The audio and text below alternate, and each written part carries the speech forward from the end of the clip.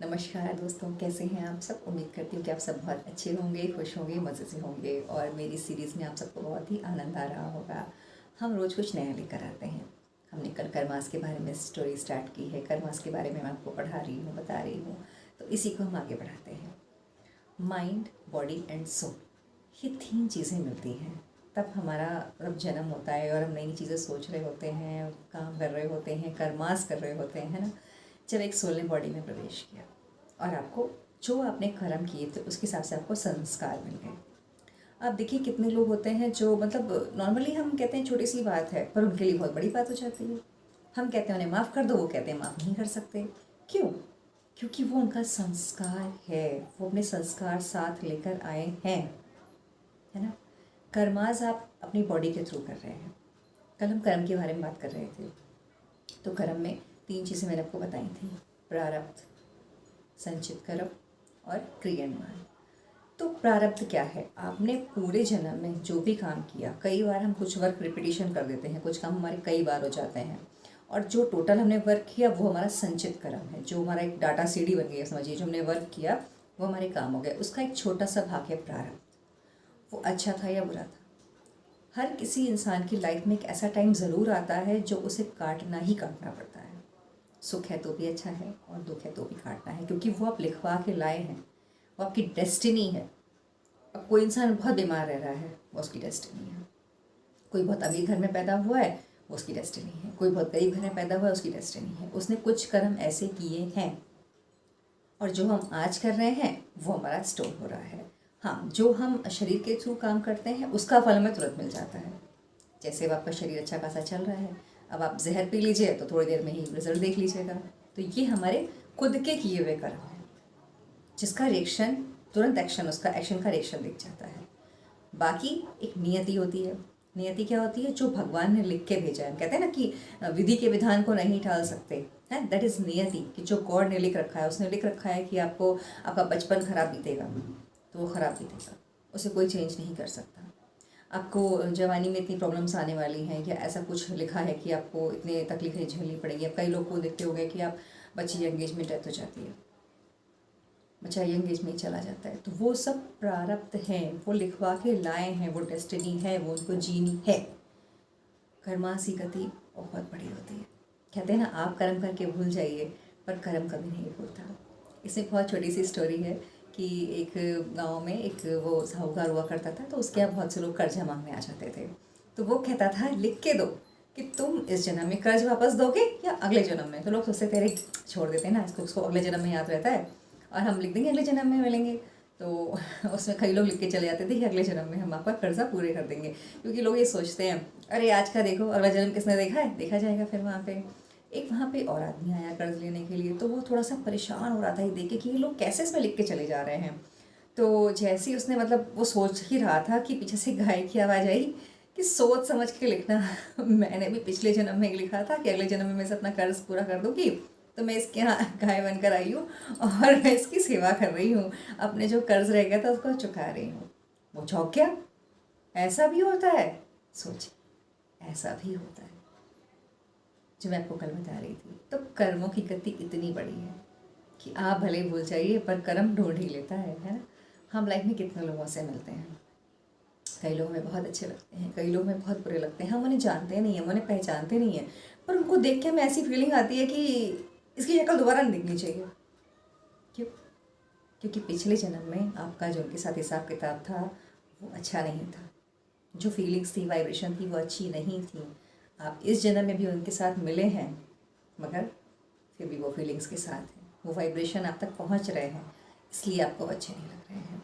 इसको हम कैसे काट सकते हैं? इसको हम इस तरीके से काट सकते हैं, मैंने कल भी कहा था, फॉरगिव करिए। ठीक है, या तो आप उन्हें क्षमा कर दीजिए या फिर भूल जाइए। एक संत थे, तो उनको एक आदमी आया और बहुत भला बुरा कह के चला गया। वो सुनते रहे सुनते रहे सुनते रहे सुनते रहे, तो उनके शिष्यों ने पूछा कि महाराज जी, आपको इतना कुछ बोल के चले गए और आप सुन रहे हैं, आपने पलट के जवाब भी नहीं दिया। तो उन्होंने कहा नहीं, पिछले जन्म का हिसाब किताब बाकी है। अगर मैं आज इसे कुछ कह देता तो हम फिर एक नया कर्मा बना लेते, ये फिर मुझे मिलता, मैं फिर अपनी बातें कहता और ये मुझसे 2 बातें कहता। आज हिसाब किताब पूरा हो गया। तो कभी भी कोई आपके सामने ऐसा आ रहा है तो प्लीज़, मैंने कल भी कहा था, एक्सेप्ट की आदत डालिए। एक्सेप्ट करिए, रिएक्ट मत करिए। आप कहीं बहुत दूर गए हैं, आप सोचिए कि आप कहीं बहुत दूर गए, अनजान से शहर में गए, वहाँ कोई आपको मिला, उसने आपको 4 बातें सुना दी, बिना आपकी गलती के सुना दी। आप तो उसे कुछ फल देने ही गए थे, मान लीजिए आप उसे बिस्किट का पैकेट देने गए थे, आप सोचा कि चलो मैं किसी की हेल्प कर देता हूँ, और उसने आपको 4-5 चीज़ें बोल दी। क्या था? पिछले जन्म में आप मिले होंगे, कुछ एनर्जी एक्सचेंज हुई होगी, कुछ भला बुरा अंदर रह गया होगा, तो इस जन्म में आपको बोल के वो चला गया, और अगर आपने रिएक्ट नहीं किया तो वो हिसाब किताब पूरा हो गया। कर्म की गति इतनी होती है, इसलिए जो भी करते हैं करने से पहले ज़रूर सोचिए कि हमारा कर्म कैसा हो रहा है, हम अच्छा कर्म कर रहे हैं या बुरा कर्म कर रहे हैं।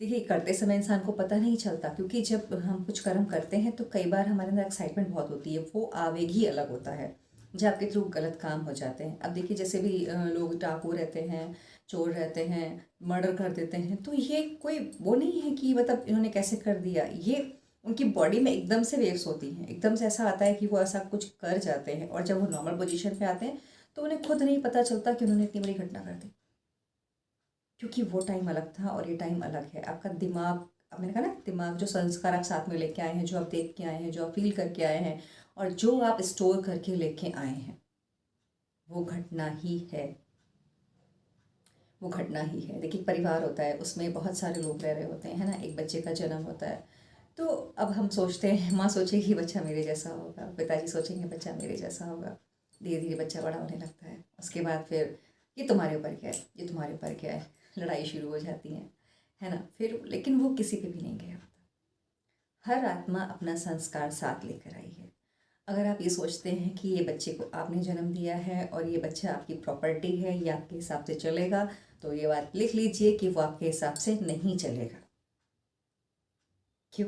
क्योंकि उसके अपने भी संस्कार हैं, उसको अपने भी कर्म पूरे करने हैं, जैसे आपने किए वैसे उसको भी करने हैं। देखिए, मैं ये, मेरी बातों को समझने की कोशिश कीजिएगा कि जब बच्चा इस दुनिया में आता है वो बहुत सारी चीज़ें लेकर आता है, फिर जब बच्चा माँ के गर्भ में होता है तो वो आपकी वाइब्रेशन कैच कर रहा होता है, आप जो कुछ भी डिस्कशन करते हैं, आप जो कुछ भी बोलते हैं, जो भी बातें करते हैं, वो सुन रहा होता है। लेकिन अपने साथ जो लेके आया है, आपको इतना तो समझ ही गए होंगे मेरा चैनल देख के कि जब आत्मा शरीर से बाहर आती है तो वो अपने साथ क्या लेके जाती है। हम कहते हैं ना, खाली हाथ आए थे और खाली हाथ जाएंगे, जी नहीं। आप खाली हाथ और खाली हाथ तो जाते जाते हैं, लेकिन साथ में आप क्या लेके जाते हैं? डाटा, सीडी लेके जाते हैं, जो भी आपने पिछला किया है, अच्छा किया है, भला किया है, बुरा किया है, वो अपने साथ में लेके जाते हैं। तो जब उस बच्चे का जन्म इस दुनिया में हुआ तो वो अपने साथ लेकर आया है, और आज के जो चीज़ें हैं वो साथ में ऐड हो गई हैं, है ना। तो उसका अपना भी एक संस्कार बनेगा, वो अपने भी तो कर्म करेगा ना, वो आपकी सुनेगा, लेकिन इस तरीके से। तो अब इन बातों को समझिए कि कर्म क्या है। तो जो भी कर्म करिए बहुत सोच समझ के करिए, अपने आसपास को देखिए कि हमारे से किसी का हित होना चाहिए। कल मैंने गर्मी की बातें की थी, गर्मियाँ शुरू हो रही हैं, तब आप लोग किसी के, जैसे पक्षी होते हैं, उनके लिए छत पे पानी रख सकते हैं, बहुत से लोग रखते भी हैं, और जो नहीं करते हैं वो प्लीज़ ज़रूर करें। अपनी छत पे, अपनी बैल्कनी में पक्षियों के लिए पानी रखें, कहीं पे पानी की व्यवस्था करवाएं, मंदिर के पास आप रखवा सकते हैं। देखिए, जो लोग पिएंगे वो आपको दुआएं देंगे, है ना, और आपके कुछ कर्म भी कटेंगे। पर ये सोच के मत करिएगा, जब भी कर्म करिए निष्काम भाव से कर्म करिए, क्योंकि आपको उसका रिवर्ट नहीं चाहिए। आप अच्छा कर्म कर रहे हैं तो गॉड बैठा हुआ है, वो आपको आपके कर्म के रिजल्ट ज़रूर देगा। आप कुछ भी करिए, अच्छा करिए, बुरा करिए, आप मन से करिए, कैसे भी करिए, ऊपर वाला सब देख रहा है ना। जैसे कि हम आजकल घरों में सीसीटीवी कैमरास लगा के रखते हैं ना, देखने के लिए कि क्या हो रहा है, ऐसे ही भगवान ने सीसीटीवी लगा के रखा हुआ है हम सबके ऊपर, और वो हमारी डेली की क्रियाओं को देखते रहते हैं कि हम क्या कर रहे हैं, हमसे अच्छे कर्म हो रहे हैं, हमसे बुरे कर्म हो रहे हैं। और प्लीज़ कोशिश करिए कि किसी का दिल ना दुखाएं। अगर आपको सामने वाले पे गुस्सा भी आ रहा है तो गुस्सा निकालिए, अगर बहुत ज़रूरी है तो निकालिए, और अगर सामने वाला आपको फिर भी बोल के चला जा रहा है और आप कंट्रोल कर लेते हैं तो बहुत अच्छी बात है। इससे 2 फायदे होंगे, आर्ग्यूमेंट नहीं होगा, कर्म नहीं बनेंगे, बहस नहीं होगी, है ना। देखिए कितनी अच्छे से प्रॉब्लम सॉल्व हो सकती हैं आपकी।